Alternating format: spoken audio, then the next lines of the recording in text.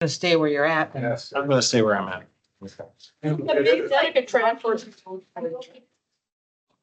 Yes, ma'am. Yeah, no. 3:00, I'll call this meeting to order. Willis County Justice Youth and Extension Committee. 3 of 5 is the formula.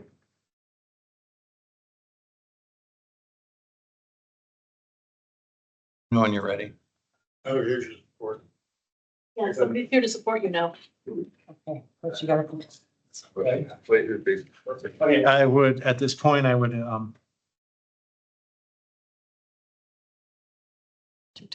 thank you, entertain a motion to approve the minutes from the January 7th meeting. Make a motion to approve the minutes of the January 7th meeting. You have to second because Jeremy was not here. I'll second it. All in favor, a motion is made by Lois, seconded by myself to approve the minutes of the January 7th meeting. All in favor signify by aye. Let's say. Motion carries. Now we're gonna have elections, or possibly just election. Election for a chairman for the committee.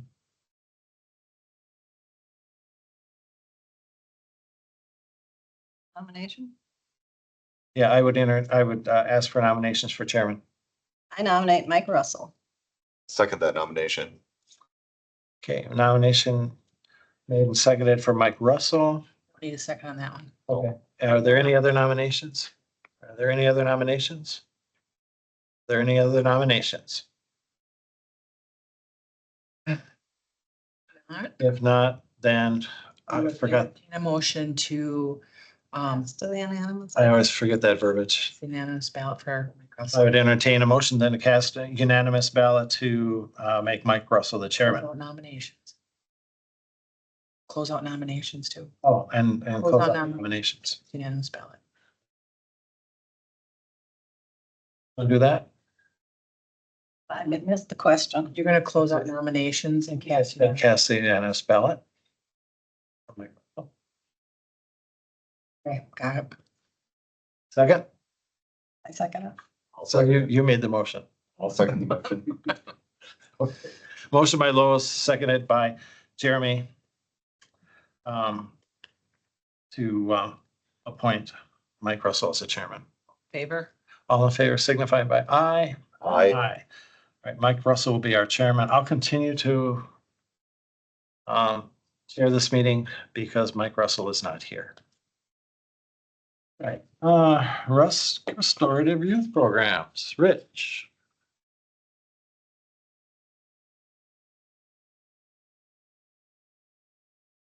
Jeremy, if I'd have known we were gonna have new people, I'd have brought down a couple of our brochures to kind of fill you in, but I'll kind of start from scratch here a little bit. These guys know what I'm talking about. But Russ Restorative Youth Program, it consists of teen court, teen traffic court, Prime for Life, which is the underage alcohol program, and they're all diversion.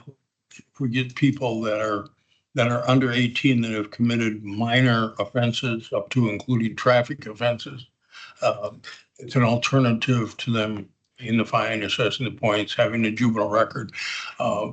What teen court amounts to is they come in and they sit in front of other young people their own age and decide what sanctions are appropriate for them to make those charges go away.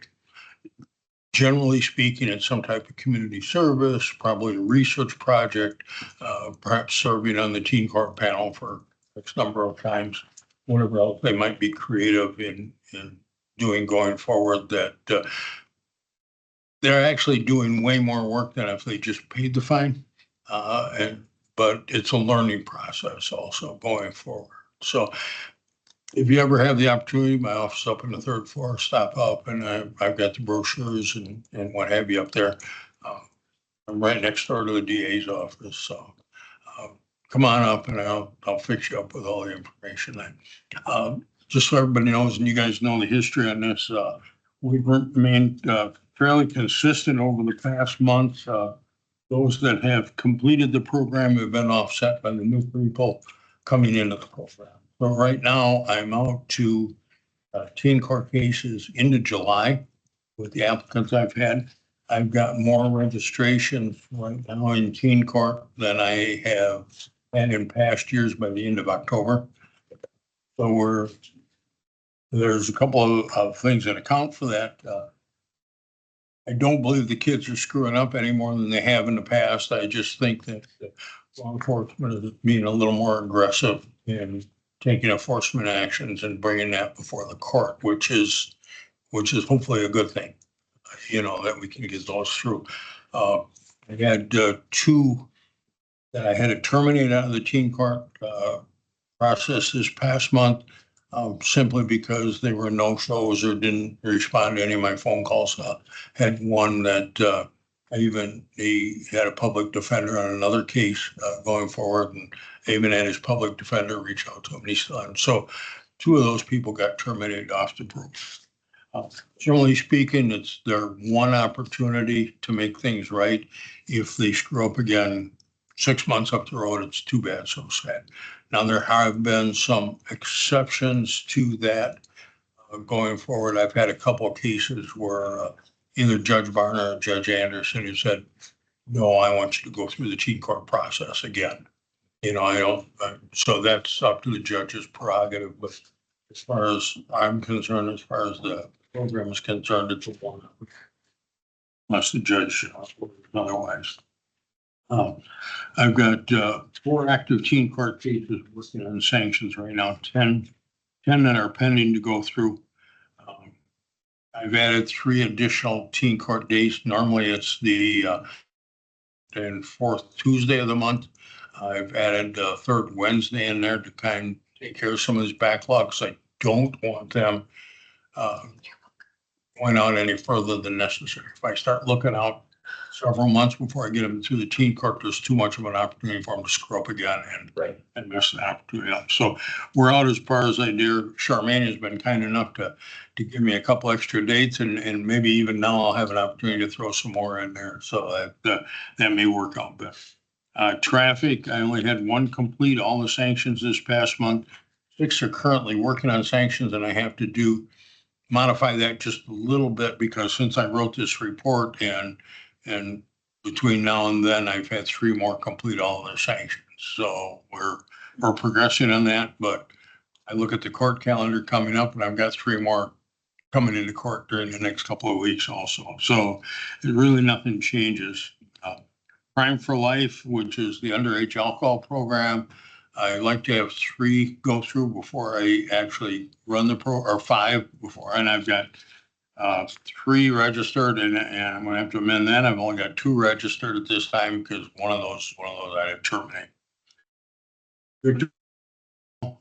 Got 2 pending. That's not correct anymore. There's now 3 pending going forward. I like to have 5 before I run that. I'll probably run that in May sometime. That's traffic violators. And what we do is I'll bring a volunteer in who's either a victim of a traffic offense, an accident, and or a member of the rescue squad. Comes in and talks about the impact and far reaching. We've got a couple of videos we show. It's about an hour-long program. The kids can come in by themselves, or they can. It's up to them if a parent comes along at this time. So sometimes that works out pretty well.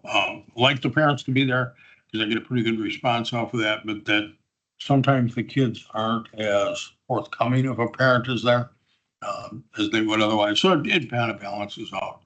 Other than that, doing the MRT program for drug court, still involved in that, more recognition. And I've been trained on that to do that for drug court participants. Yeah, it's a program where they go. The goal of the program is to change their criminalistic thought process to more consistent with what the rest of the world is. So that's what that program involves. Then we meet every Monday at 9 a.m.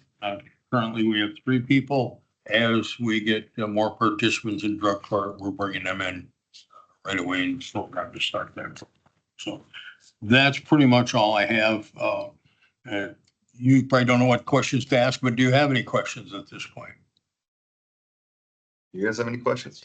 I The only question I have is, earlier you said that you're seeing an uptick in utilization year over year. Is that across all the programs or just? Mostly for the teen court program and teen traffic.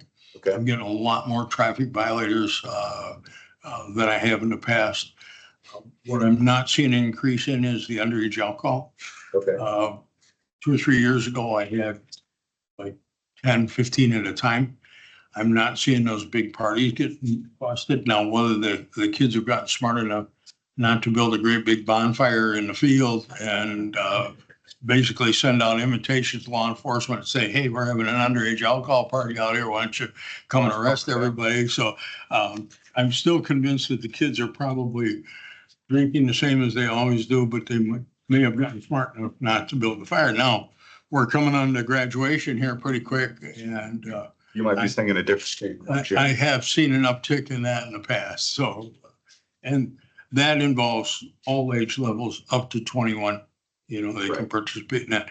The thing with that program is the charge doesn't go away. If they complete the program, they're allowed to keep their driver's license, but the first offense underage alcohol still goes on their record. And there's a reduction in fine more than offsets the cost of the program, but I'd have to check with the clerk to see what the reduction is. I don't know. So, What about vaping? Is that on the rise? or- yep, absolutely. You know, that's still a big concern, and the vast majority of what I'm getting in now is possession of tobacco products, which is the vaping. Big concern on that. The health risk of utilizing the vape, even over smoking, is much greater. It has greater impact on the lungs. What I've read lately is it has an instant impact on the arteries. I've got a couple of people that are into sports, and man, you vape between doing that could be cause for an instant heart problem out there when they're actively. So yeah, vaping is a big concern. They don't know what's in the vape. Obviously, they're getting it from their friends. They're not going into the local store and buying it because they're underage. So they have no idea what they're doing. And I've gotten some possession of THC because they had a vape got tested and then had THC in it, not tobacco. So, yeah, that's nationwide. That's a major concern with young people.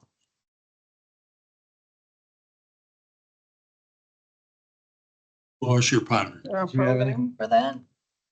That falls under the regular teen court program, but they have to, when they have that vape, they also go through the Escape the Vape program. It's run by Human Services. Kind of a neat program because they run it like an escape room, but it's an educational process also. Some kids get some good out of it and learn from it. Some don't, you know, just like anything else that we do, I guess. But I think it's a good program. I think it's a real effective program. Cheyenne McKenna runs that, and any kids that are charged with possession of tobacco products have to go through Any other questions for Rich? Yeah. That's a good report. that. Okay, thank you. I'll hang out because CJCC is next on the agenda. Okay. Have at it. All right. CJCC, I got to give you a couple months report here because it wasn't here in February. The February meeting of CJCC, which is Criminal Justice Cooperating Council, is the group of all of us that are involved in the criminal justice system meet once a month and hopefully discuss our concerns and establish some solutions for it.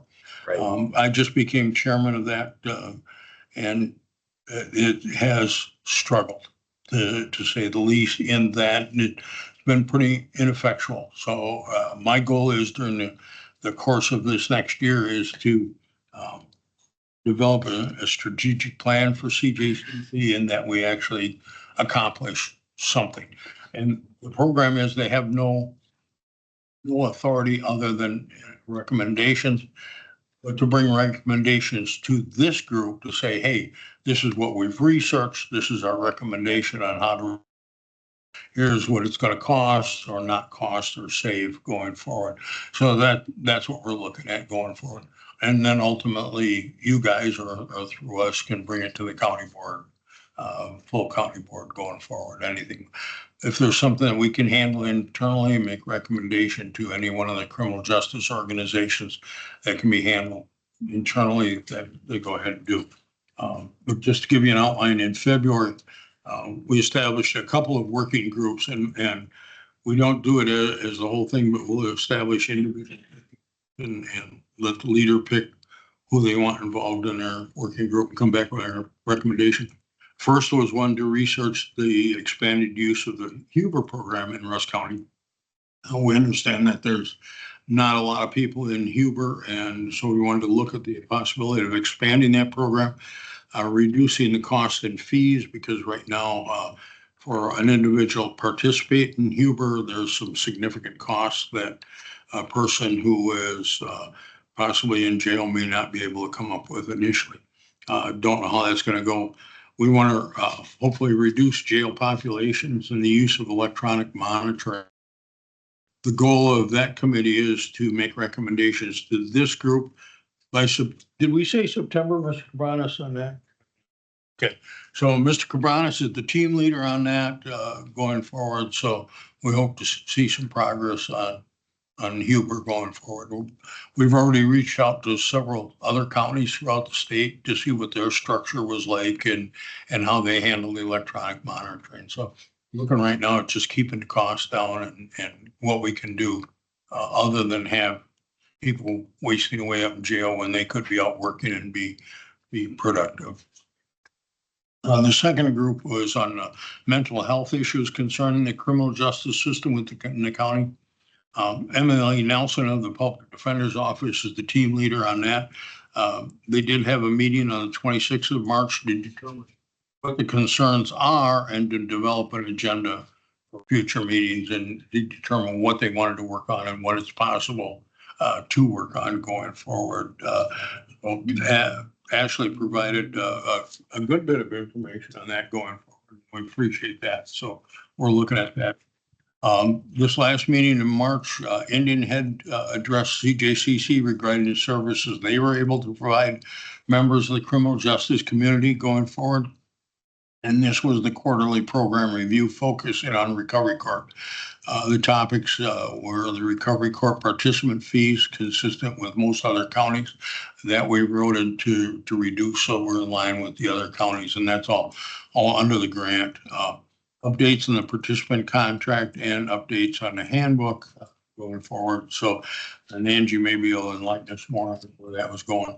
Also discussed the pending contract for services with the Family Health Center for a treatment provider, because we haven't had a treatment provider with Recovery Corp for a goodly long period of time, perhaps a couple of years. So we've got a contract with them now so that we will have a working treatment provider coming into it. Yeah. Pardon me? Yeah. Family Health Services. So that contract is pending going forward, so.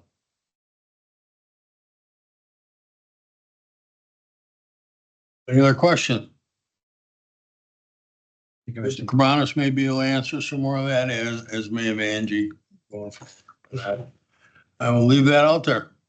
All right, go. If anything comes up, you can get a hold of me if you're curious, wondering about it. Need to wander up to the third floor sometime, that's for sure. Yeah, you may never be able to escape that, but No. you'll be up there. Depending on what room I'm in. There you are. All right, thank you. Thank you, Rich. Recovery Court.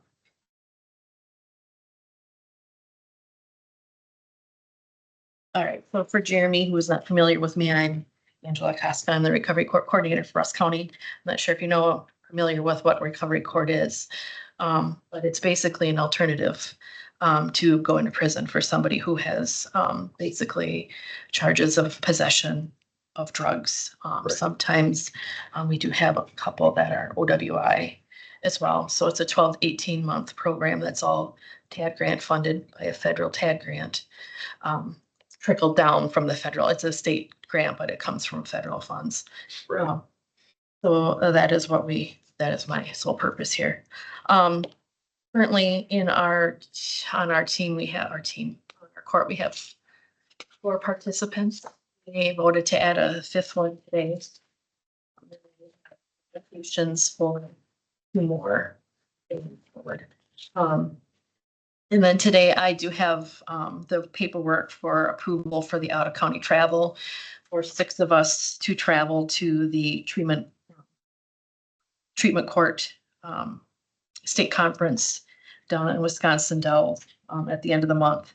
That was all budgeted in with the grant as well, and actually it's budgeted. It came in under the budget that I had figured when we did the grant, so it's about $1,000 under what we had budgeted for. So I do have that. That'll need to get approved today. So that is, that doesn't go against the levy then? It's all grant funded? It's all grant. That all that money, when we do the grant, we always figure in that state conferences every year, and then there's a couple other conferences every year. And we figure the grant in that travel and training budget into that grant every year. I would entertain a motion then to approve the out of county travel. Out of county travel, training, voting. It's Wisconsin Dells. Wisconsin Dells. The date is April 22nd through the 25th. Did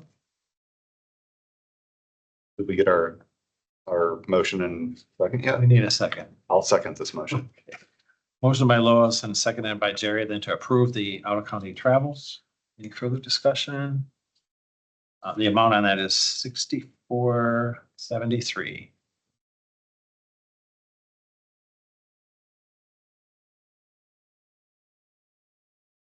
All in favor, signify by aye. Aye. Motion carries. Out of county travel is approved.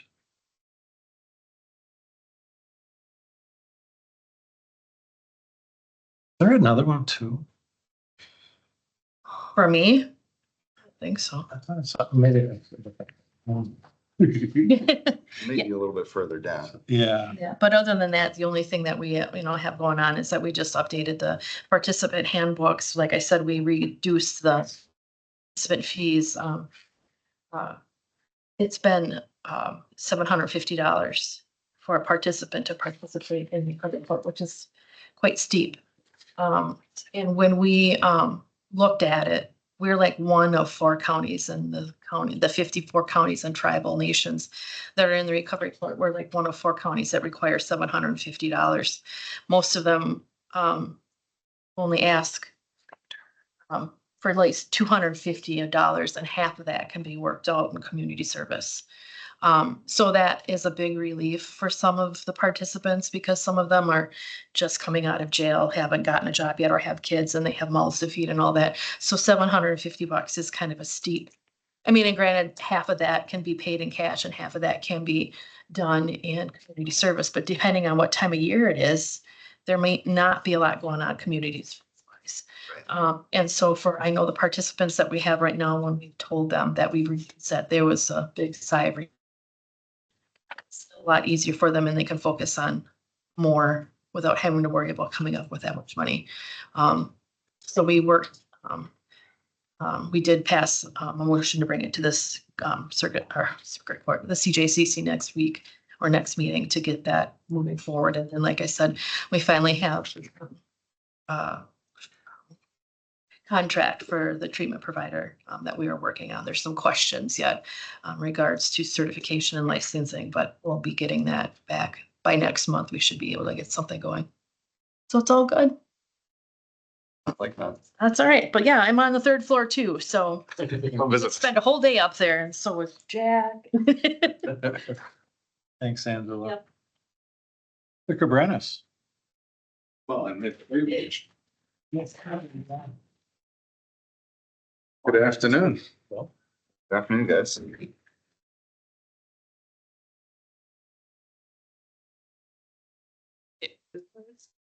I guess you haven't met yet. This is DA.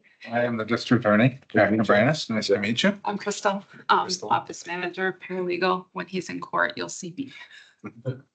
You don't need me to explain to you what the district attorney's office. I've got a pretty good understanding. In my limited experience. Right, So I know Crystal has some out of county travel stuff that she wants to. So I emailed them. The Madison one, right? Yeah. Okay. It's actually for Nancy, for the crime victim witness coordinator. It's her annual conference. It's all set. I did email that out, so that's the same, what you got in the email earlier today. So, out of county travel, this will be for Nancy Hahn, and that's May 13th through the 16th. What it is? Yeah, please. So it's Wisconsin Victim Witness Professionals.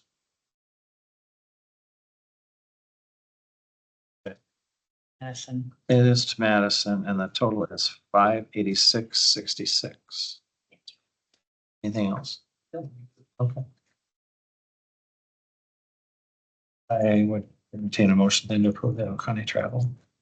Approve the out-of-county travel for to Madison. Madison, the 13th through the 16th, Wisconsin Victim Witness Professionals. I will second Lois's motion to approve this travel. Perfect. So motion by Lois and then seconded by Jeremy to approve the out county travel. For Nancy to go to the Wisconsin Victim Witness Professionals Conference. All in favor, signify by aye. Aye. Motion carries, so out county travel is approved. What else you got for us? What would you like to know about the district attorney's office? and what What's we're- going on? We are busy. I think was it yesterday that I asked you how many trials we have scheduled? As of right now, we have 2 court trials in April, so April isn't bad, but looking ahead just to May, we've got 5 jury trials that cover 7 days. Between now and the end of October, we have a total of 36 jury trials currently scheduled. So now a lot of those are stacked. Some of those could, So a lot of those get settled. or if like the first one in the day goes away, then they move to the number 2 or the number 3. So what's happening, just to let you know why and you may see a blip in the expenses related to the clerk of courts with the jury fees that they have to pay out. You may see other surrounding issues that may push costs up a little bit, hopefully not too much. But what I think is happening is that I'm not a known quantity to a lot of the defense attorneys in the area. It's my understanding, and anybody correct me if I'm wrong, but I've talked to a number of people. And the reality is that over the last 4 or 5 years, there have not been a lot of jury trials. And so I don't want to say that I'm a difficult person to deal with, but I believe that actions should have consequences. And so I am not the pushover that some of my predecessors have been. And so what I think is happening is that the public defenders and the defense attorneys are scheduling these trials to try to force me to be more reasonable. That's a losing proposition because the Cabranes are very hard-headed and stubborn. This is a contest of wills right now. Who's going to break first? If I break, then they win. And just as so that you understand my background, I was a defense attorney for 28 years, so I understand the mindset of defense attorneys. Quite frankly, when I was a defense attorney, negotiation, when you go into a negotiation, and I'm sure you have negotiated things, there's got to be, you're looking for leverage in the negotiation. When you come in as a defense attorney, you don't have a lot of leverage. What you do have is the ability to take the case to trial, because for every hour that you're in court on a trial, you've probably got 2 or 3 hours of prep time before you actually have to walk into that courtroom. So trials are very disruptive. And so as a defense attorney, what you try to do is you try to, you get the best deal that you can by trying to convince the district attorney that you're willing to go to trial. Honestly, some of these cases have to go to trial because they're child sexual assaults and things like that. And those cases can't be just tossed aside. Also, I have taken a hard line on drug dealers. I think that drug dealers are a huge problem in the area. And they seem to be acting with the thought that there are no consequences. But there will be consequences, one way or the other. We're gonna have some consequences, and you have seen an uptick, I think, in larger arrests. We took down the drug house here in Ladysmith. We've got somebody that we got, what was that? 50 grams of a large amount of meth, two of them with large amounts of meth. And, you know, we're going to hold them accountable. So the bottom line is you're going to see an uptick in these trials. I think once people start realizing that they're not going to bully us into resolving the cases, then I think you will go back down to a normal level of trials, which I've tried a lot of cases. I don't mind trying cases. But for every case every hour that I have to prepare for trial is an hour that I can't dedicate to another case. So, and we already had a backlog when I came in. Our backlog is decreasing dramatically, I think, right? It's going down. Yeah. So, It fluctuates based on what comes in the current month. You know, there's always, everything kind of shifts around and it goes up and down. right. But I think you indicated to me, because honestly, without Crystal, I'd be like a chicken without a head. I think Crystal indicated to me that I have about 270 open cases right now, personally. My assistant has, and he's getting up to speed. He's got about another 70 cases. So we've got about 350 cases roughly that are actively being prosecuted here in this county. So, and you heard 50 of them headed for trial. These are spread out, aren't they? I mean, you don't. Right. These are not, we don't come into court and do all 350 on one day. I would hope. Because I'd be 6 feet under by now. Yeah. But There are some days where they have about 30 cases that come in front of a judge in a day though, so. Yeah. Tuesdays, if you ever want to see mayhem, come in Tuesdays and you will see a full calendar from 9 o'clock on. You know, and it runs the gamut from simple review hearings to final pretrials to preliminary hearings. It runs the gamut, and you'll see a kind of a cross section of what we do. But I invite you all to come and see that, and it may spark some questions, and I'm always happy to respond to questions. You're Is that like all day Tuesday? Oh, Tuesdays are just insane. Yeah. Okay. So, and it's usually mornings can be sometimes hit and miss. Afternoons are always, they're packed solid.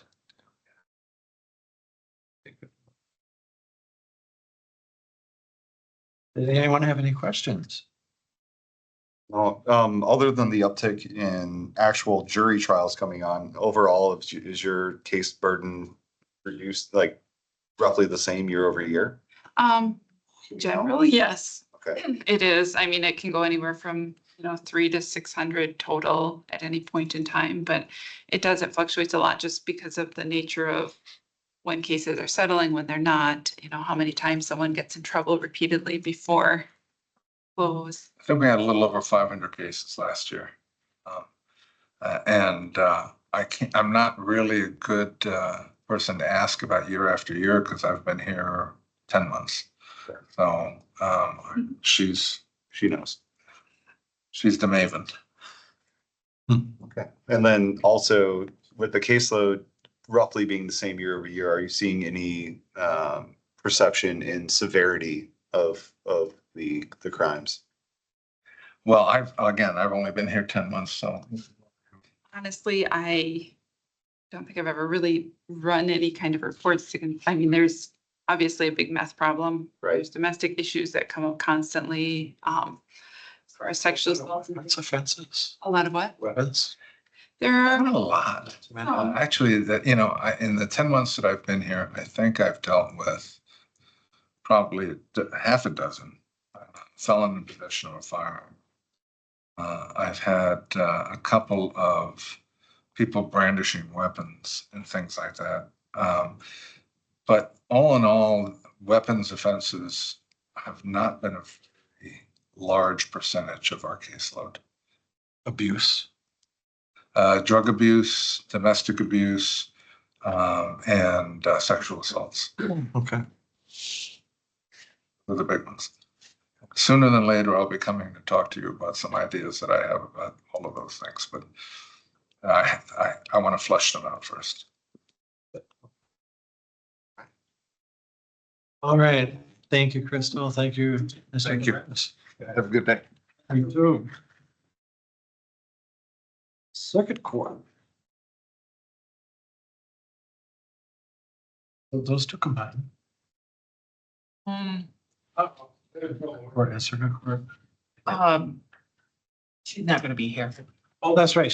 But she didn't have out of county travel, did she? You know, Or did I see some?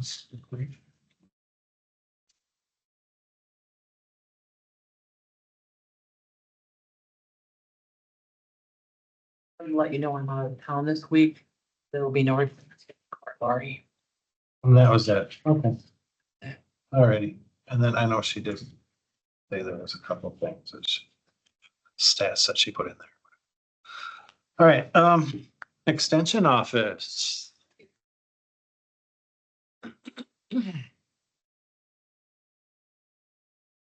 Hi, Hello. Hello. I'm Lori. Hi, I'm the Lori. area director. Nice to I'm meet Sherry, you. the 4-H educator in Russ County. Yeah. So I said I could give like the 2-minute speech about what extension is, just to bring you up to speed a little bit, but happy to touch base with you and Yeah, give you a whole packet and all the information. yeah, that I'd you love might to wanna get the know. packet. I'm trying to catch up as catch can. I don't want to rehash everything everybody else already knows, but Sure. I'm excited to hear from you guys. Sure. So I'll keep it brief enough to say that extension, each county has a contract with the UW extension. So every year we sign a contract and I think the contract is around 37,000 or so for a full-time educator, which is Carrie. So, Okay. and with that as well, you have a FoodWise program. And I always explain FoodWise as kind of the Kohl's cash and the Kohl's coupon, like you pay for Carrie's position, and then you get FoodWise for free. So FoodWise is our nutrition education programming that happens, and there's an educator that's shared between Barron and Rusk counties, housed over in Barron County Right. typically, but also has an office space here that comes here too. So I always think of extension as, I always explain it as an extension cord connected to the university to bring those resources out into the rest of the state through local educators that we hire in communities. So I have the privilege of serving in Barron, Burnett, Rusk, Sawyer, and Washburn counties, which is affectionately called Area 2. And so, and Carrie then works with educators in those spaces and across the state to bring resources to the community. So she's your local educator. You see me every now and then too, the speech. So I'll Very stop good. there and Cool. get you a packet of I information. need the packet. All I'd right. love to see your program. And I'm Carrie. I've been in the position, I think we're coming up on 10 months now, so fairly new. So right now I've been working a lot with a lot of my committees. So we have 9 4-H clubs and we have 6 active like committees in the area. Working a lot with those just to make sure they're running, well, they're communicating well, that they're following, they have bylaws and they have policies that are up to date and make sure there's youth voice. So 4-H clubs are all run by youth officers, so they sit in your place and they run their meetings. And then on the committees, we like to have youth voice on those. They're not always strictly youth led because things like livestock and horse, they're very big, like big projects, but they can have officer positions and they help decide what that club does and what that group wants to spend their money on or how they want to have educational things. So I've been working on that with horse and livestock and small animal, dairy, leaders, all those. We also just recently got junior leaders organization back up and running. It's kind of been hit and miss. Everything slowed down with the pandemic and a little bit afterwards. So getting that up and running, they have officers now. They decided that they want to make tie blankets and they're going to donate them. They haven't decided where yet, but they're going to do those at the May meeting. They would like to put What the was the tie blanket? it's fleece and then they cut the edges and they tie them. So they're making blankets that they want to donate either to the Pregnancy Resource Center or maybe DHS or somewhere. So just a community service project they wanted to take on. They also want to put on the color run. That's been something that's been like at the fair and in the area for a little while, and they want to bring that back. They also want to help with camp, which is coming up this summer. So they're a good small group that I think we can slowly build back up to be a good leadership organization for our 7th through 12th graders. It's a color run. The color run is where you have white shirts and then people either throw the color on you or squirt it. And so the shirts end up being all sorts of wild colors at the end. Kids love it. They think it's fantastic. I've done it a few times in the hair and it's in the butt. Kids absolutely love it. So I'll be throwing it on them. More violent tie-dyeing. Yes, there we go. Could be tie-dye by the Could end. be tie-dye by the end. Yep. So it is a good fun activity that they're hoping to bring back. And the color run had been done at the fair in previous years? Yes. Okay.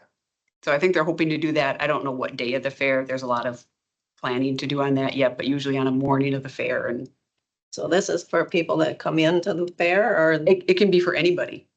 Anybody that wants to do that can come and do that color They run. just kind of like run through a thing. They'll have a set, Whatever, yep, and they'll have a set course. people on either side that Yep. throw paint on them. Yep. Come on out and you can walk it too. You don't have to run. Right. Sounds like fun. 5K or I'll something. bet. Yeah. I'll take walkers at the end. Yeah. Take pictures at the end. Yeah, you will. So that'll be fun to see that come Are back. you charging for that then?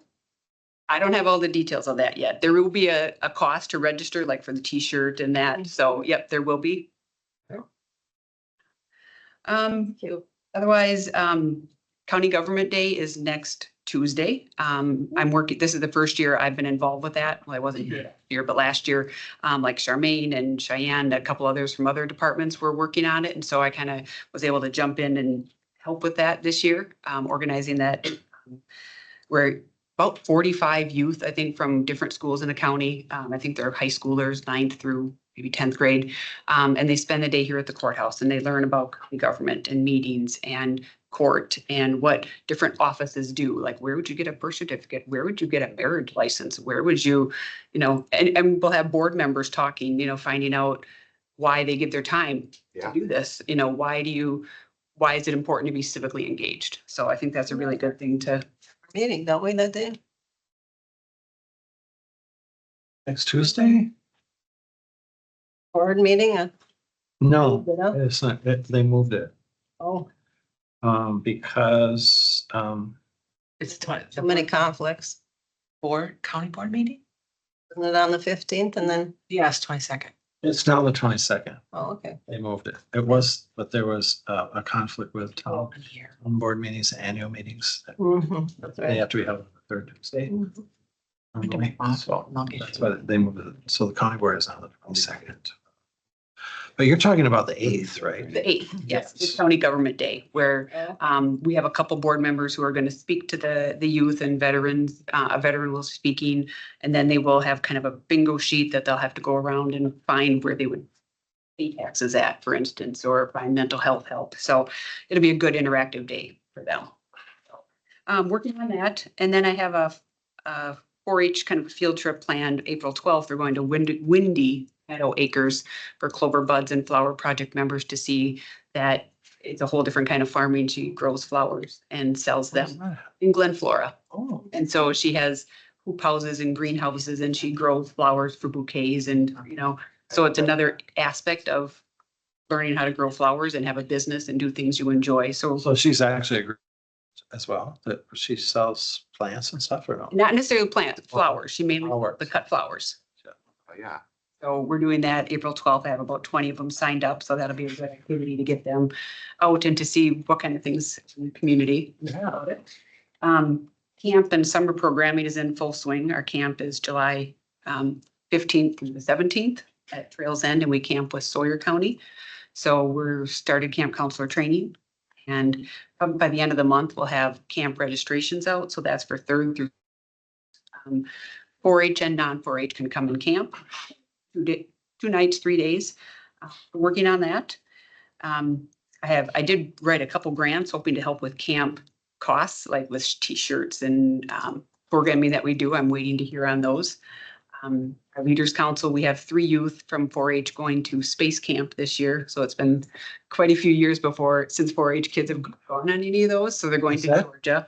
Oh, it's Georgia. Yep, going to Okay. Georgia for space camp. And so they get to go, I think it's like a 5-day trip. They do have to travel by bus, and then they get to experience, what an astronaut does and the meals and learning activities there. So Leaders Council sponsored half of their trip fee to help them go. So that'll be exciting to hear back from them when they get to go.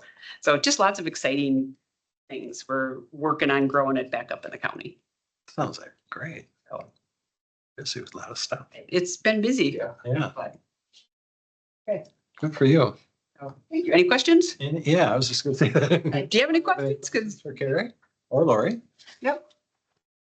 I don't have any questions at this time. I mean, I think going to camp is fun. So, You're always welcome to I volunteer. was gonna say, we were just talking about We were this. just talking about this. Volunteers, if you're interested. Yeah. Anyone's Or even programming, so bring things in for the kids to learn about and do, and so. let's see, did we talk about any out of county travel forms or I anything? don't have any out of county travel. Okay. Not this time. Yeah. All right then. Thank you. Thank you very much. Trails End. Okay. Hello again, Jeremy, I mentioned. You sure? before. I'm actually support staff for Extension, so that's one of my jobs. But moving on to Trails End, anything you want to know about Trails End is on the county website. So russcounty.org/Trails End, russcounty.org/fairgrounds. There's just tons of stuff on here. But there is a lot happening at Trails End right now. Not just with maintenance. There's a lot of trees that are dangerous. We have lots of cabins.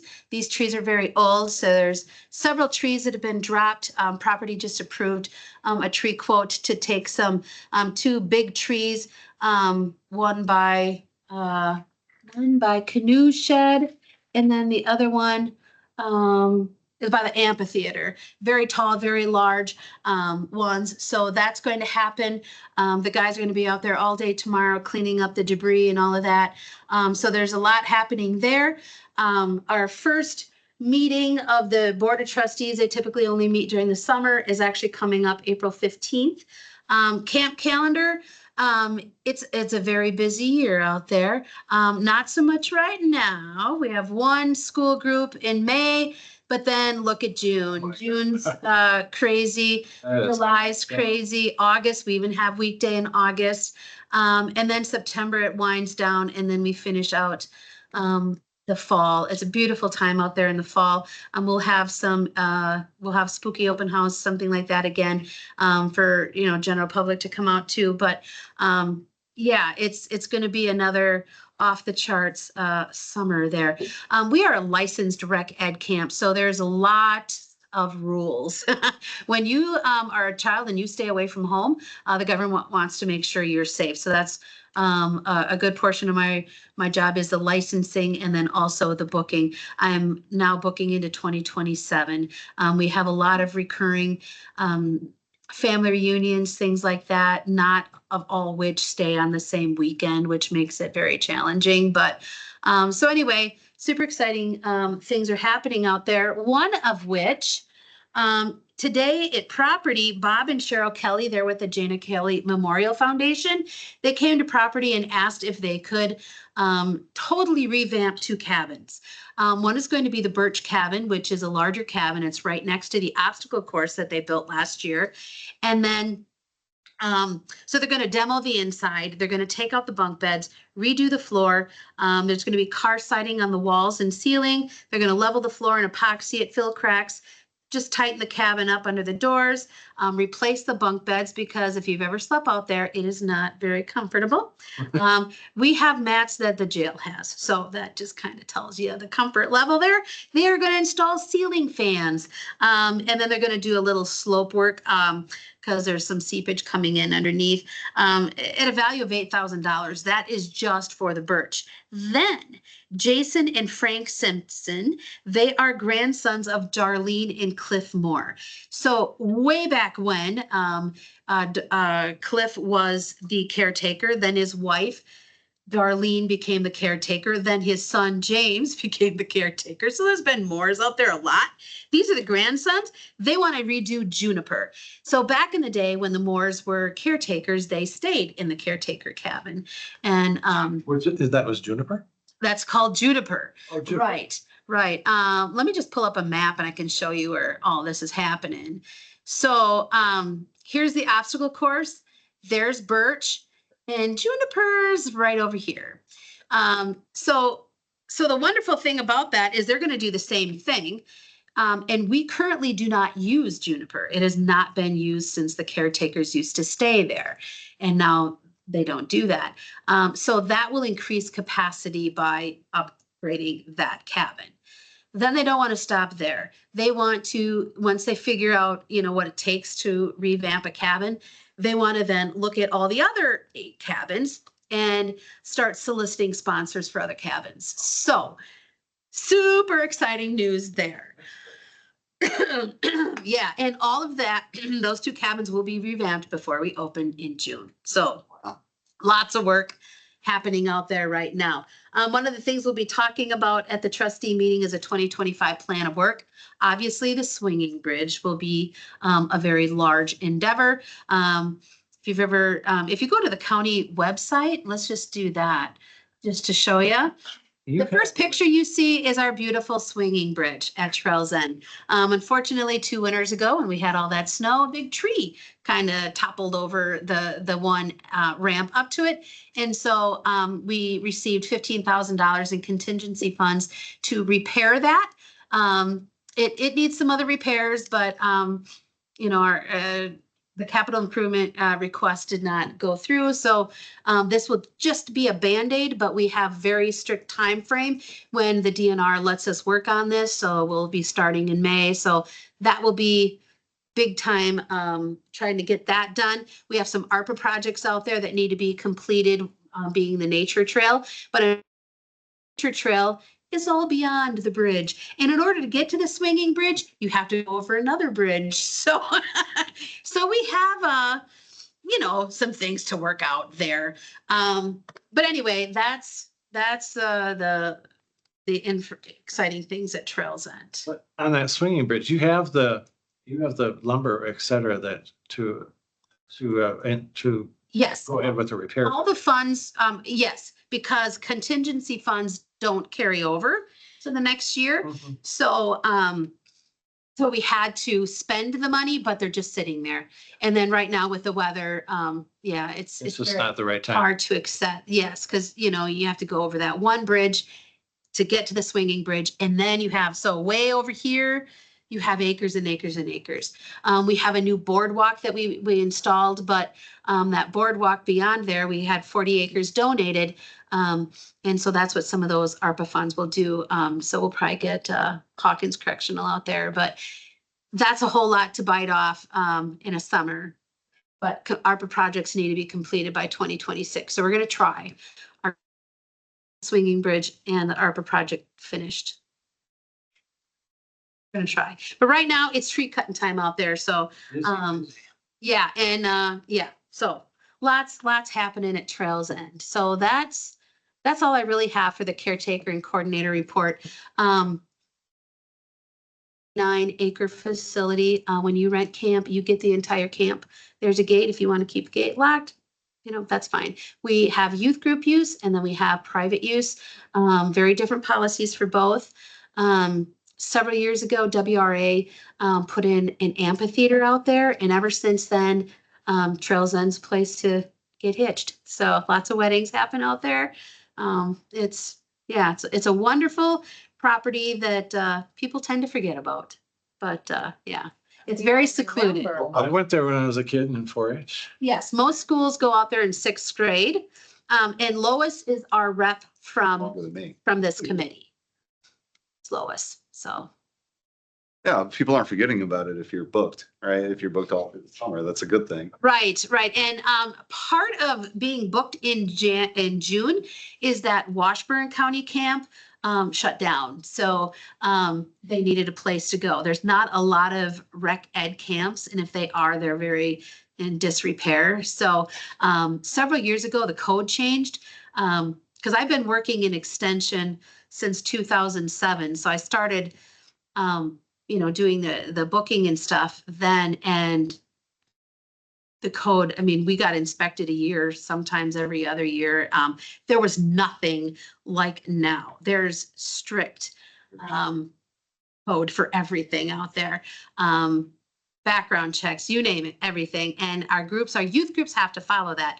Private use, the only stipulation is you can't sell beer. If you're going to have beer out there, it's for your consumption only, and do not move the bunks. So private uses is really our bread and butter, but we have several large groups for youth. So, and a couple of the church groups will, maybe go off, but as groups leave, they come, others fill their spots. So there's this one group, this Camp Bovey. They wanted like 7 days, and that would be private use. And it's $500 a day to have camp. And I could only give him 4 this year. He's like, well, can I book 5 to 7 next year? So I'm like, sure. So it's wonderful. So somehow word's getting out there. We do have a Facebook page.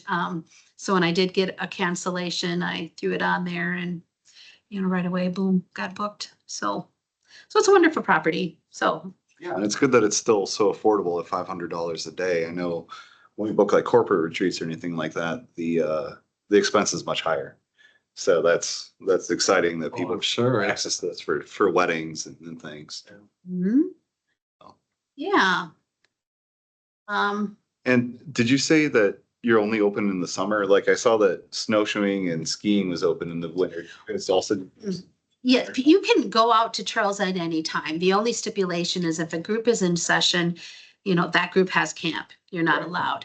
So we do allow hunting by permit only. So, in the off season, but yeah, people go out there to snowshoe, just to hike, whatever. And that's totally fine as long as there's not a group in session. Our water, we have very shallow water lines, so our water does get shut off. But there are very rustic privies out there for people to use. Long time ago, we did have the Kinship used to stay overnight. They'd haul in their water, and they stayed in Ebling Hall. But yeah, we haven't had any adventurous winter user groups. For me, I just need, All right, and no travel or anything like that for your training. That's fine. Any questions for Charmaine? oh,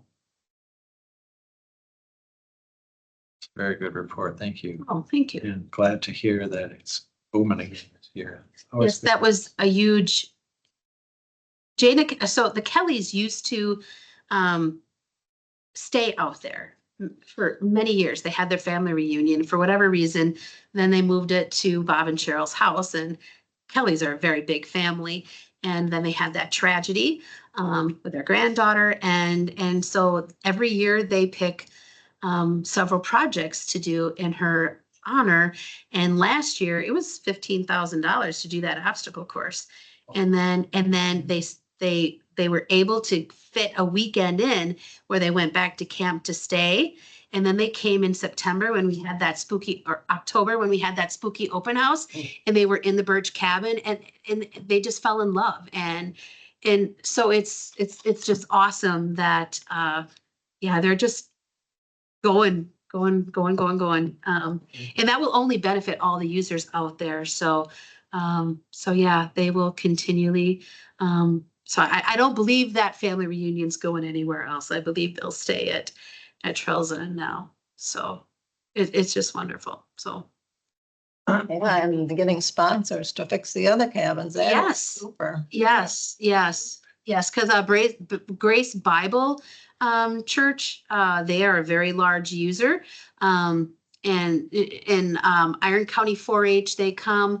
One time they donated a tree, but some of these, groups want to give back and to do things at camp. And as long as this falls within the code, it's totally fine. So right away after property approved that, I sent them all the code on sleeping quarters and how much feet, feet you have to have above and between heads and between feet, all of that. And so yeah, because they have a lot of work to do before June 1st. So How's the new stove going? it's going, I am petrified of propane, so I don't ever want to use it, but we have a caretaker out there and he always checks groups in. So he typically lights the pilot lights because there's like 8 burners. And there's very clear instructions on how to use it. And there's really not been any problems. So, all's well. So that, so yeah, all of our, equipment now is commercial and it's upgraded. 1 year we did one thing and then another. And so now our big thing is a swinging bridge this year. It's exciting. Tackling that. Yeah. Yeah. Draw. Okay. All right, thank you, Charmaine. Yeah. All right, we are at fair business.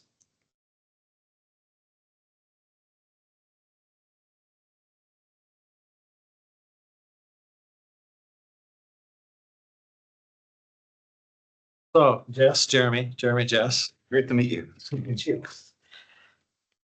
Great. So fair is just planning the fair.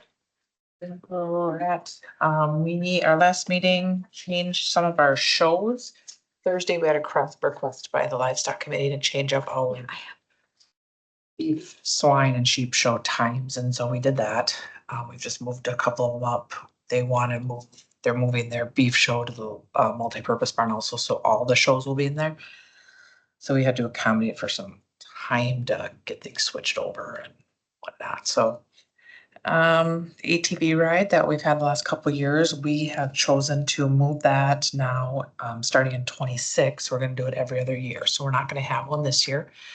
It ran the same weekend as the law enforcement. Walk in the park. So, so anyway, we found that they're doing theirs every other year here. So we are going to go the opposite year from them so that we're not kind of competing for people. There's only so many people in the area. Barbecue cook-off is coming back. We have a local bank in town that wants to do the cook-off. So they are going to take that on and do everything for it. So there isn't going to be any extra work necessarily for the fair board because they're willing to do it. When is that held? It's going to be Saturday. I don't know exactly the time yet. They are only doing ribs. Yeah, they're Ribs. only doing one thing, one meat, where in the past we've done multiple and they're kind of running with it. Their rules, they're donating the meat, kind of doing the whole works. We just have to provide a place for them. Very cool. Well, and people can enter there if they want, right? Correct. Yep. But they provide the meat. And then, I mean, what if you need to, what if, I'm just curious, like, if you have to marinate them, Supposed to. can't do that, huh? Okay. No, so everybody group cook off. It's like, everybody's on the same plane. Okay, all right. Yeah, I think they did all that at once. 12:30 is a rib cook-off judging and tasting Okay. on Saturday. Bank is And then sponsored. Yeah.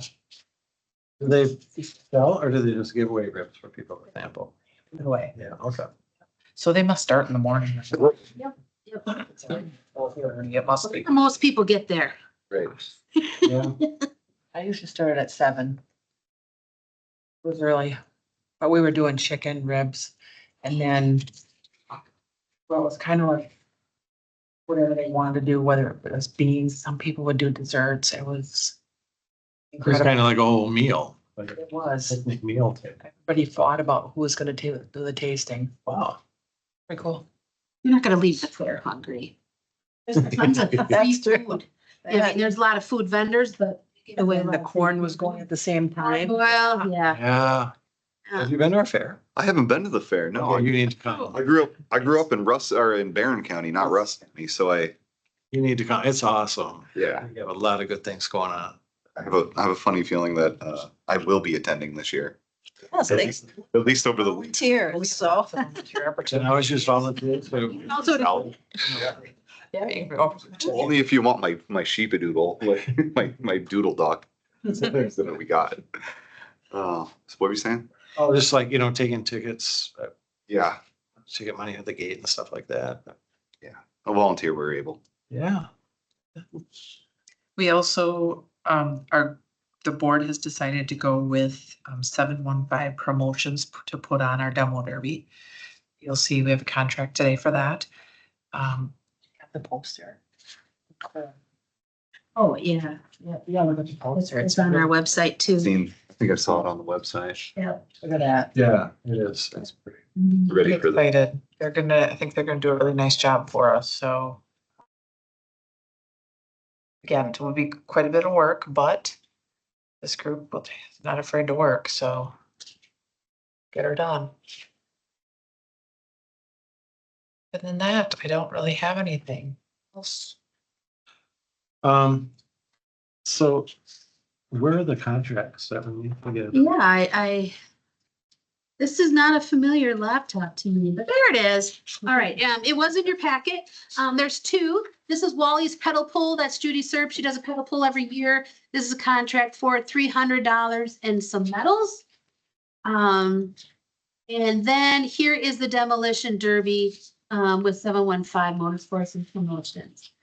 So we have to pay them 11,000 is payouts, but it's 3,000 plus $25 per entry, per car. So, and then the payouts are 11. So that's a 4-page contract.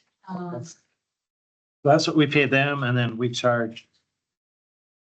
We'll charge per car. Yeah, we'll charge $75 a car, right, Jess? And then they get 25. And then we'll get the pit passes and all the gates, all of that, because Sunday is a free day at the fair. So, but if you want to see the demo derby, pick $10. So.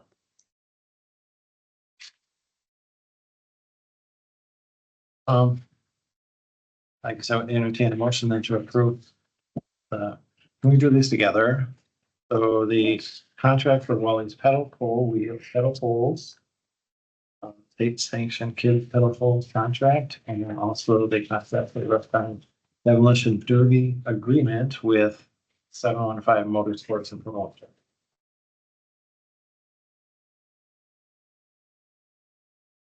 I'll make a motion to do this.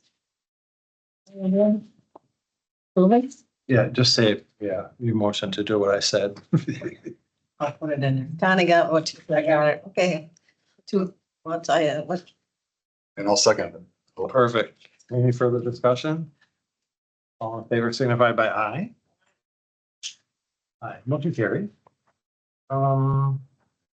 We have we need to get Yep, when we get to fairgrounds, yep. Oh, okay, yeah, okay. All right. Was there anything else, Jess, that I missed? I don't, unless you had questions for me. We meet this Sunday again. Yeah. So, up into fairgrounds business. All right. Come here a second. This is the final draft, what I did in that. Oh, just read it back quick.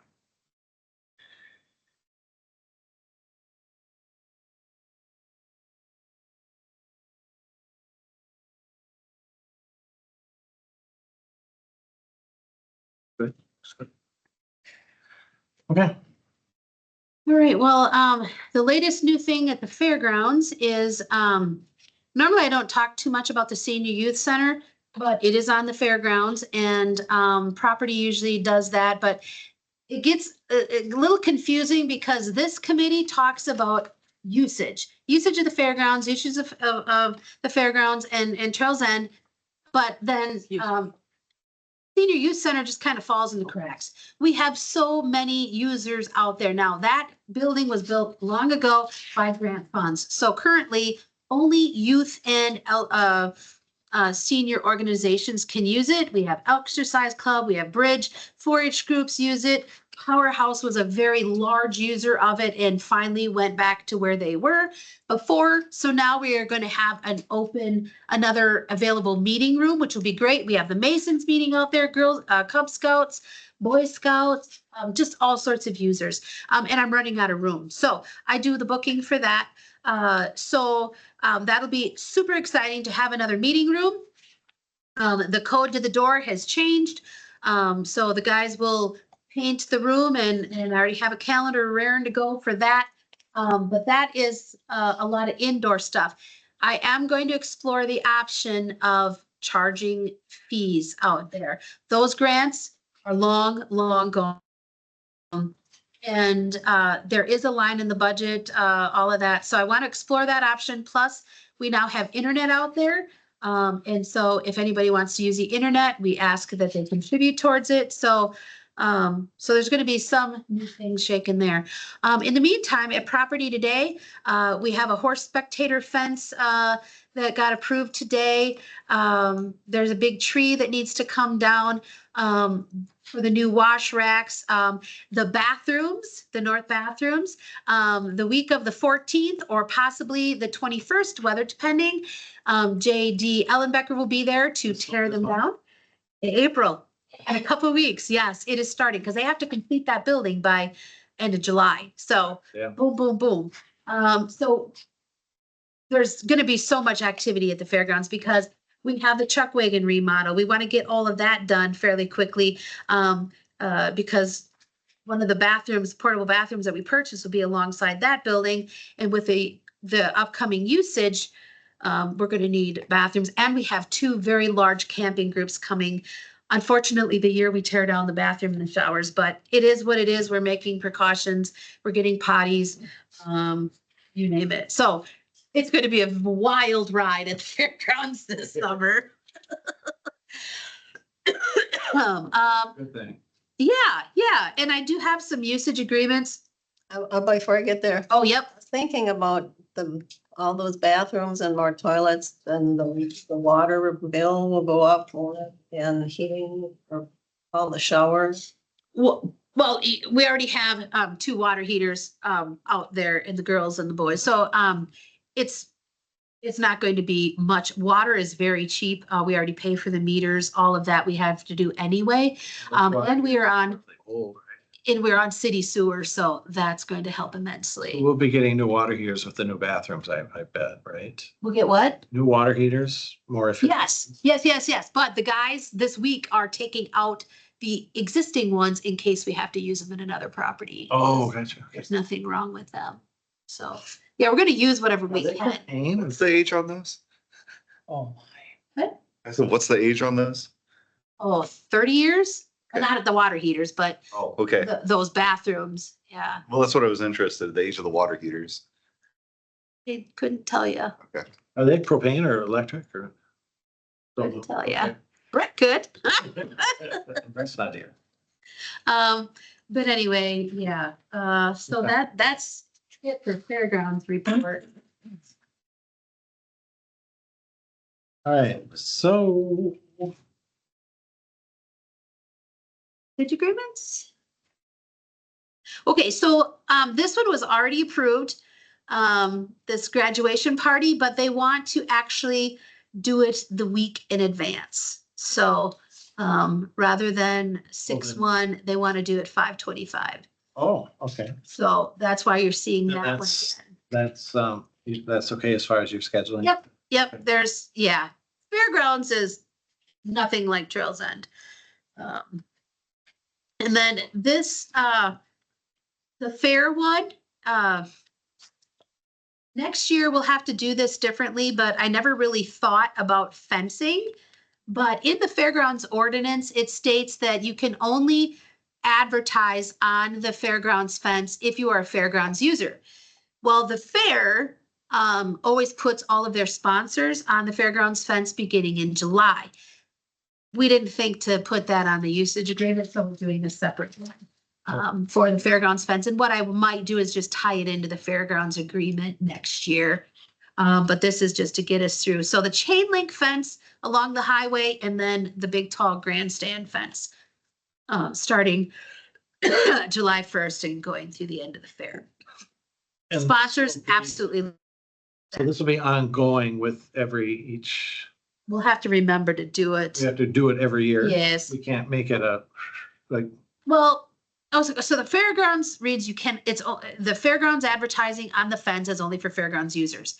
Well, our usage agreement was from like the beginning of August through the 11th. We didn't think about all of July. Unless they have permission by Jessup Youth Extension, because right now there's a Rusk Transit banner down there that the committee approved a couple years ago. So you could do it either way. You could just, approve it, or we can tie it into the usage agreement, which I think makes it a little cleaner. okay, So anyway, that's what that one is about. And then I had one more addition. E.O. Johnson's here, so my scanner doesn't work, so that's why you can't physically see it on the screen. The sheep and goat weigh-in that's happening August 19th or April 19th. Fitting clinic that day, so they also do a dairy barn in addition to the sheep and goat barn. So obviously no conflict. okay, A fitting clinic. Eddie? Bonnie, do you want to tell them what a fitting clinic is? So what they're doing, they're fitting their animal for the fair. So fitting it would be like making it look pretty. Oh, so does this involve like It's like trimming it Yeah, or? it's like, He'll have a person come in and do an educational Okay. how Okay. to get your sheep and goat ready for the fair. Gotcha. So those are what I have for you. Okay. So do you want us to approve these separately? You can do them all, the fairgrounds usage agreements. All right, so we have, then I would entertain a motion to approve the change in date for Olivia Andrews' graduation party from June 1st to May 25th. And for the Rusk County Fair from July 1st to August 11th for the grandstand fence. I'm sorry, the chain link fence on Highway 8 and also Chicken grandstand. and the fence, yeah. grandstand fence. Then for the fitting keep and go. And keep and go clinic on the 19th Yes, April. April 19th, yeah. 19th. Would someone like to, Make a motion. for what I said? What you said. Okay, I second the emotion, all righty. accept the usage agreements as written. Motion has been made and seconded to approve the three usage agreements. All in favor signify by aye. Aye. Opposed. Motion carries. All right. Just, Jeremy, on the Rusk County, .org/fairgrounds, you can see a map. These are the bathrooms that are in discussion. Yep. The new wash rack will be happening here. Nope, right here. Two large new wash racks. One will drain into this manure pit. We have two wash racks, one here, one here. And yeah, this is, the fitting clinic will happen right here. So, so everybody has been alerted that, we're under construction, and to just be careful where you drive, all of that, so. And then we also have happening, pretty soon, we're gonna build a chain link fence right along here. So we did alter the camping map. So these are now approved sites. But there's no water, no electric currently right there. I mean, there's big panels, so I mean, I guess there is electric, but the fair is gonna have a good portion of their food vendors here. And so without water, when this gets built, we are going to run water to these, and then we'll have splitters. So then in the future, and the fair's paying for that. So then in the future, fairgrounds users will actually have some camping with water hookup, which we don't have right now. But we have a dumping station that they can use free of charge. So it'll be nice, but there's a whole lot happening at the fairgrounds this summer.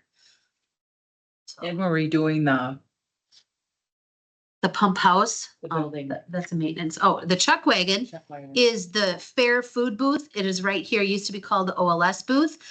So we have the watering hole. This is our new bandstand right there. But yeah, the chuck wagon will get new roof, new siding,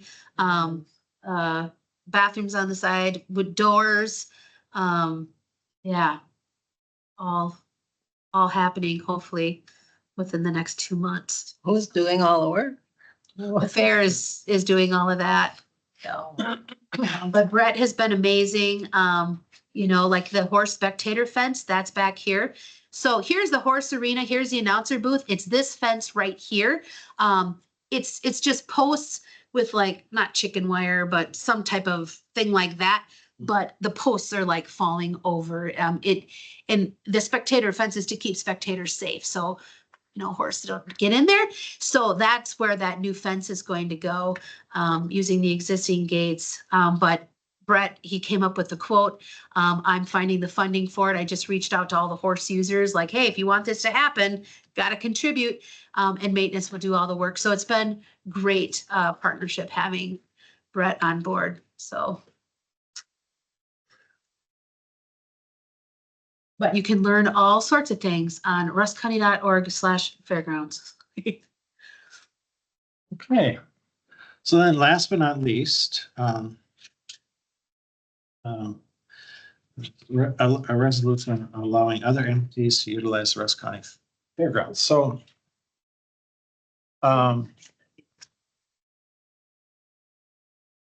we currently did not have any kind of a policy in place for entities that wanted to come in either like say just before or like just after, and to have an event that would be of like or similar event to events that we have to a fair that may negatively impact our ability, you know, to raise money through those events. And so I wrote up this policy, and it's basically, do you want me to read it? Yep. Okay. All right. So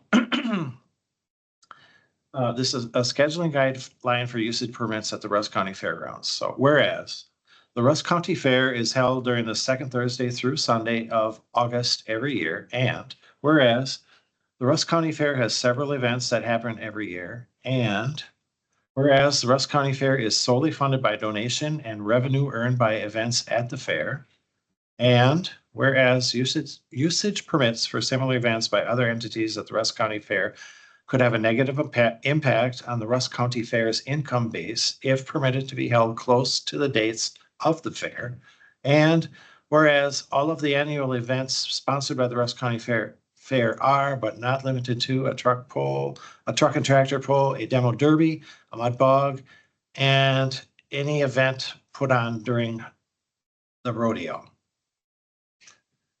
So now therefore be it resolved that usage permits for the Russ County Fairgrounds that are similar to events that are held by the Russ County Fair, but not limited to, as the fair changes their events periodically, such as a tractor pull, truck and tractor pull, a demo derby, a mud bog, and rodeo-like events will be scheduled at least 45 days or more after the Russ County Fair. Before or after? No, not before. Reason being is that if we put before, there again, if somebody goes to an event similar to an event at the fair before, they may not want to attend the event at the fair after. which again would, cut into our earning for the fair. I So didn't say anything about before. Right, Lois, I think I caught the same thing here, where it says, you've got in the last paragraph here, Yeah. rodeo-like events will be scheduled at least 45 days or more after the fair. But maybe a change in language to say something like rodeo-like events will be scheduled not before and at least 45 days. You say it up higher. Before and after, don't you? no, You know what I'm saying, though? I do. Or what Lois was I also called want to out. bring it up. Because the way this is written, that does raise the question. Could we schedule it before the fair? Could we do a Memorial Day or a Memorial Day? Yeah, Memorial Day. Rodeo. So you don't feel that because it says after the fair, that doesn't cover that? Okay. Say move before. How did you say that? Out of an overabundance of verbosity, I guess.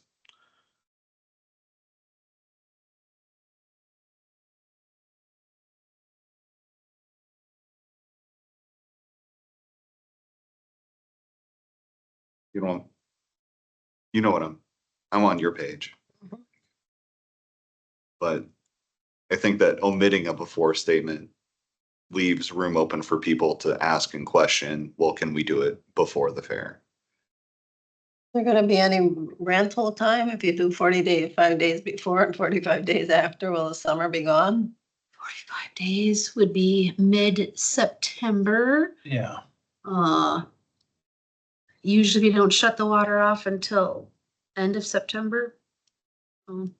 Sometime. First part of October, Weather dependent, weather dependent, yeah. yeah.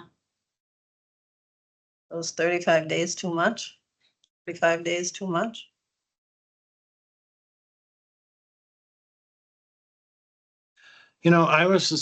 My logic there was that 45 days would actually give, so people that go to the fair, they spend their money on the rodeo, et cetera, blah, blah, blah, plus any other events that they attend at the rodeo or at the fair. And that 45 days would give them some time to basically recover from that expenditure. And they would be, It's saved for it, seeing it's every year. They might put away that much money. They know they're gonna spend that every year. That they don't need that much time.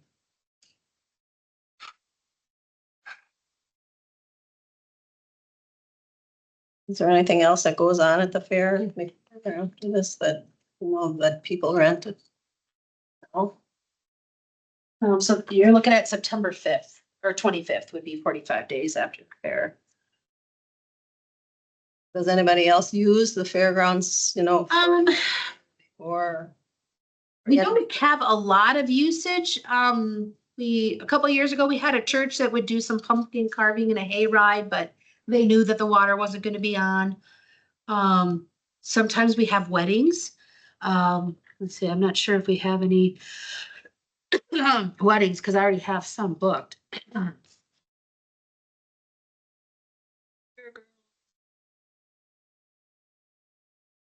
But that is not, So you could have a wedding the weekend after the fair, because it's not a fair event. it's not a fair. So, This is similar things. to the similar fair. things that we have at the fair that would be in conflict. The kind Yeah, of, right now, we have a cross-country meet on the 28th of August, and we have a wedding the beginning of September.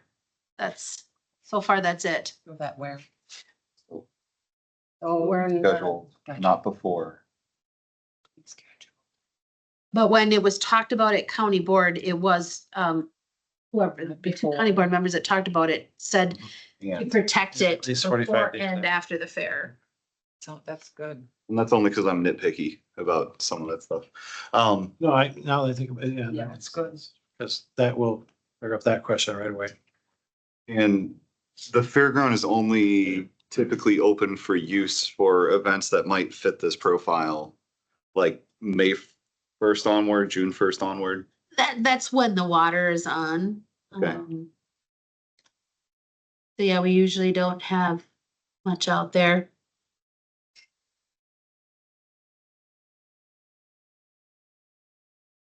Yeah, I mean, the first user group is T-ball, Comma in there. you know, T-ball and Little League. Where the water's on, For and. so.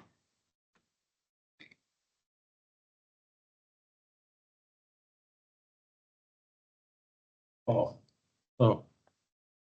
Would be settled not before comma and. At least. Yeah, I was just looking at the comma, making sure it was. Okay, that's a little change. But it answers, because you had the same immediate response to the verbiage that I did. We thought about right now, I mean, this year. You probably should bring them up to speed a little bit on what happened did you listen to last county? I attended one meeting where the rodeo folks were trying to get a rodeo scheduled, and there was I think the land and conservation officer was here to give a report on a separate site. So I've got a little bit of background on this issue. Yeah, and so that was what they wanted to do then was have it at the fair, which would have been July 26th, basically. Right. Went to county board. Well, it ended up going back to county board, and the county board then turned it down. They said, no, Right. we need to go after the fair. If they wanted to hold it at the fairgrounds, it needed to be after our fair. And we offered I believe that was only 30 days for that one, for this year. Yeah, 30 days before or after. So when she came last year to request, this committee denied her July dates, and then she came back with September dates and she was denied again. But as she left, she said this event will happen. So she signed contracts with rodeo, whatever, not knowing a location. So it is absolutely unfortunate how things turned out, but she did that. So Right. it's a big gamble to, Yeah, but in use of the fairgrounds is discretionary anyway, like you. this committee decides it, but, this time it went to county board. I think it's a good standing policy to ensure I just don't want to run into that thing again, that kind of situation. Yeah. I think this would kind of cover Right. for that. The So only thing that worries me a little bit about a resolution like this is that if there is some kind of a, like, let's say 715 Motorsports that wants to do a demolition derby, if they wanted to do like an early summer event or something, it could interfere with another local interest that we, could be caught in the crossfire of this writing. But if that situation arises, do they have the ability to petition for an exclusion or an exception to this? I guess if they wanted to, they could, they could ask for it. They would not necessarily be approved, but I mean, they could come forth. I think that would be the same as like the fairgrounds ordinance. Anytime somebody wants to vary from that, they come here and they request it and a motion's made. But we do, yeah, and normally this was an unusual case where this went to the county board. Normally, we approve here, this committee approves all Those uses, uses, yes. as we just did. And that shouldn't, it shouldn't necessarily have gone to the county board, but it was an extreme case so that's. It required elevation. Yep. No, I think, like I said, I think this is smart. I don't want it to be too exclusionary so that if there does come the event that we do want to approve or, is in the local benefit that we can't vote to override our own rule, basically. Did that for noise, what is it, noise? Yep, noise, alcohol, quiet time, camping, ATV, UTV use. So there's a lot of exceptions that we make to that fairgrounds ordinance. I'd rather have 30 days than 45. And if it doesn't make any difference, it just sounds like, well, summer's gone to me. 30 days would work because now we just have to remember when the fair applies that they have to put that date. Because also in the fairgrounds booking policy, it states that the fair and FFA and Little League get first dibs at the calendar. So we're covered there. So you want me to change it to 30? I guess I mean, I think I would rather see it go to the county board and see what they say as a whole Think they want it. about changing it. Just complaints about we're supposed to take care of our own business. But they have to approve this, though. This has to go before the board, Resolution. the resolution. Or you can, I mean, even if Change it was it. an ordinance, you'd have to take it to county board. So, Changing it there. Which we could do, but I think, all I'm saying is that I think I would like to get the opinion of all the county board. Before if we decided to change it, I would like the opinion of everybody on the county board. If they all felt the We're same. supposed to be doing it, our work. Pardon? We're supposed to do our work and then take it there, put it 30 days, then you can ask if they want it 45, change. Well, I think it's better that we start out with the 45. If they want to reduce it, I don't see where, if they want it, I don't see where it would go beyond. If it was 30 days there, I don't think anybody would say, well, let's do 45. I think when you do something like this, you start out big and then you know what I mean? Yeah, well. Yeah, because like at some point, because I'm kind of in your camp, like, let's just put what exactly we want them to agree to in front of them. Whereas if we want the 30 days, give them the 30 days. But they may not give us the full 30 days if we present them the 30 days. So we present them the 45, which I think is a better case. It gives us a little leeway so that Yeah, if they they have something to talk about. have something to talk about. And then, so, yeah, instead of, if we had went with 30 days, they might say, well, let's just make it 15 or, Don't think they're gonna even say anything. Right. Because that's my question is if this is a issue that should stay in the JLE committee, are they gonna want to adopt a county board resolution to handle that? Or can we adopt this in our committee or no? no, this has to go to the county board. Okay. It's a resolution. But yeah, because but is the resolution the right forum for this then? If the county board doesn't want, so you're asking, Lois, We are have to you- establish this policy. It really does need to be. Lois, are you asking that we establish a policy just here? I'll know, it'll have to be on here. Okay, that's what so you do want a resolution.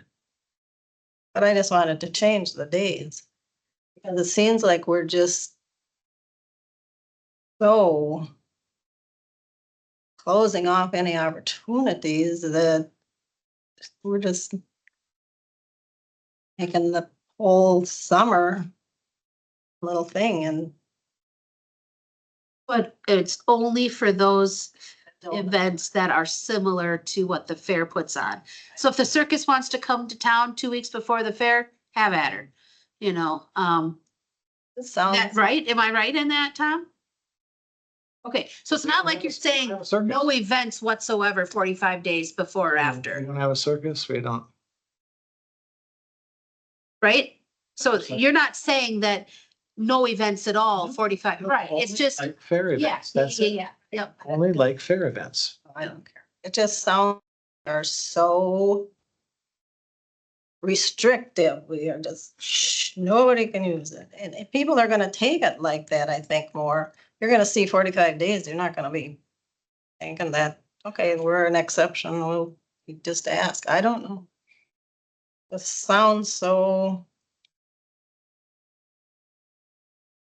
I don't know. As far as I know, we're not, it's limited to only like events at the fair. Any other events, there's not an issue with them. So we're not restricting any other events, only the like events that the fair has. That's it. Just sounds like it is. But the two county board members that talked about it did say 30 days. Sorry? The two county board members that said nothing, before or after the fair, they did say 30 days, not 45. I don't want to bring it up at the county board. I would not say that because I didn't agree to it here, then I'm gonna make an issue there.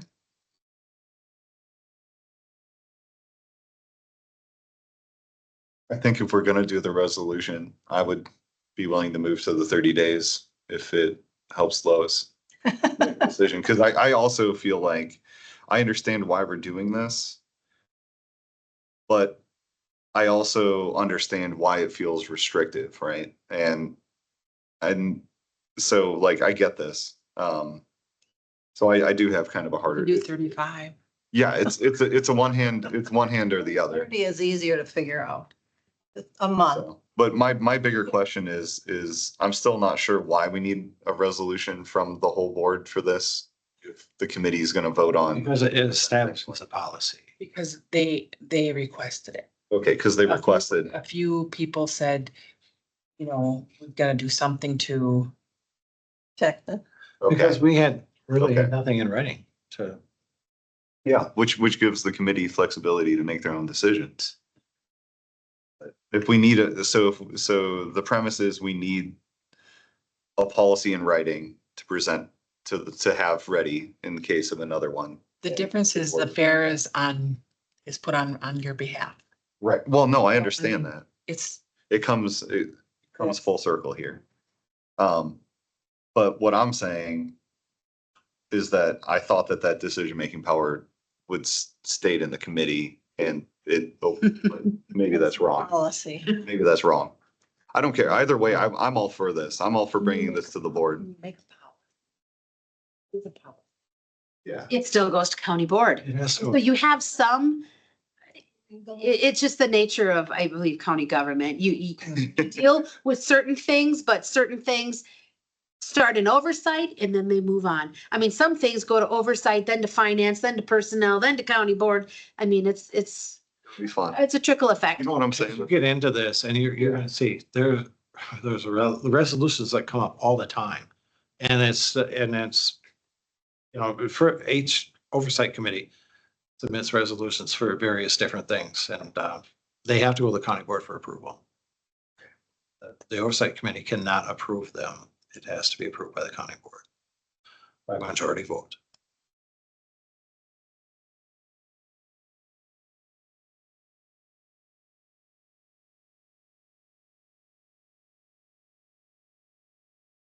I mean, you can this for a month or you can, My worry is that if we change it to 30 days, somebody's gonna say, well, do we really need to have it that long? it's what they charge, right? That's, You had two people that were least agreeable to 30 days. You ask for 45, you might lose the whole thing. It's a gamble. But we can, these can be amended when they come to county board as well. Oh, we don't want to deal with that. We know. oh, no. You don't want to deal with it. No, Push a button. just give in. Give in. You've been, All right. okay, thank you. I gotta go to church. Or It is Wednesday. it is. Okay. So Changed. with those two changes, the not before change and then the scheduling to 30 days, then is it appropriate for us to vote to move this out of committee and present to the board? I would say. I guess then at that point, this will go to the board before we meet again, so, we can just, once you get the new copy made, we can get it signed by everybody. I'll catch you guys. Yeah. And I put, changed some signatures around too. Yeah, Mike Russell is chair, Yep, and Yeah, my name's on it now. and your name is on there, Jeremy. Okay, I do intend on supporting you with the 30 days. I would hope so, and you better too. I will. I'll be the first one. Bring it. Because I do think that any less than that and it loses its effectiveness. You know? So you could probably tell that Tom is the liaison to the fair. I like, yeah. So thank you, Tom, and for, you can come to the fair board Support. meeting on, Sunday if you'd like. It's at 6:00. I'm an advocate for the fair. Yeah. What I time think did they we- do amazing and wonderful things. Yeah. No, I think we need to promote the fair. The fair is a big deal. It's an amazing event for our youth of the county, and it's something that needs to happen. Unfortunately, I can't pull up things on my network on this computer, but otherwise I'd pull up the schedule of events for the fair. It is insane. And we had to add a whole nother day of judging because so much. Oh, there's that. Too much. So now we're Wednesday through Sunday, we're Tuesday through Sunday. Oh, So the one thing that Bob Bossel said that he came, I think it's last time, or the time before, because he's been here the last 2 years, that it was a dying fair. That he's like, I didn't want to come there. And he came in, he's like, I can't believe it. And so he did, it's very good. well, whoever ran it before it said, run it into bankruptcy. And so Well, we took over. when Jess took over and the current fair board, they had to change the name of the fair. To the So, County Yeah, Junior. I got on, there was only one other guy on here out of all the fair board members. It's I and Terry. Right? Yep. I and Terry are the only ones that are still on, but these other people come in here and it's like, they're just, it's like Jess said, it's incredible. Everybody just wants to fix it and build it and do good things. So, and be self-sufficient. Yeah, well, the fair, at least in growing up, is one of those beating county, right? Like how good your fair is a direct reflection of how well, people are putting their effort back in. We were I think it's important to do that. one of the few fairs Cool, that had a fair during COVID. cool fair. Yeah. You did a fair during COVID? Yes. And we made money. I believe you. Oh, we did it. So, but it was such a laid back fair. I mean, kids were playing Frisbee. I mean, it was phenomenal. And it was donation only because we didn't want mass crowds, I mean, we had all the masks and all that stuff. But it was pretty much exhibitor only. And it was one of the best fairs. It was really homegrown, like in the middle of a field. It was just wonderful. Go back in time. What I have is a motion to approve the resolution along this other entity supervise fairgrounds and forward to county board.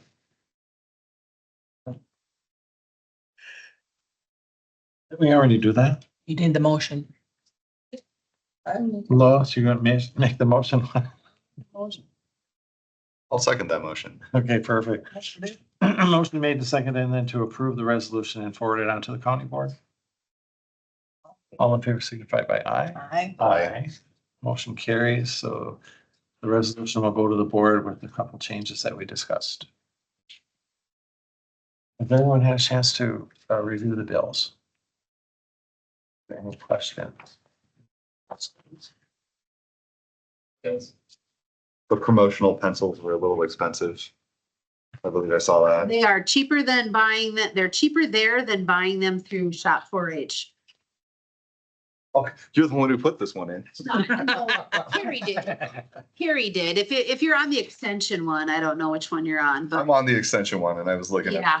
But yeah, promotional stuff is always pricey, but she went with 4imprint because it was a lot cheaper than getting them through the 4-H website. See our GL codes. Exciting. Leave my stuff in this file. Is there any other things that you wanted to point out on the bills? And if not, I entertain a motion to approve. I make a motion to approve the bills. I'll second that motion. Motion by Lois, I can't talk. Seconded by Jerry to approve the bills. Further discussion? All in favor signify by aye. Aye. Aye. Motion carries. Bills are approved. Our next meeting date will be May 7th. at 3 p.m. Pardon? Yeah, May 7th. It's Oh, Wednesday. yeah. Days. 3 p.m. At 3 p.m., yes. Right here. And I would entertain a motion to adjourn. I saw them.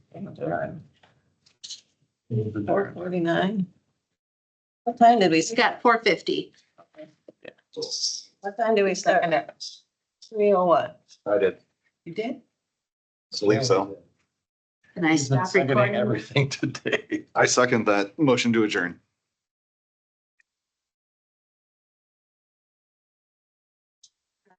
Yes, ma'am. Why don't you just sign on the top line? Can I quit recording? Oh, wait.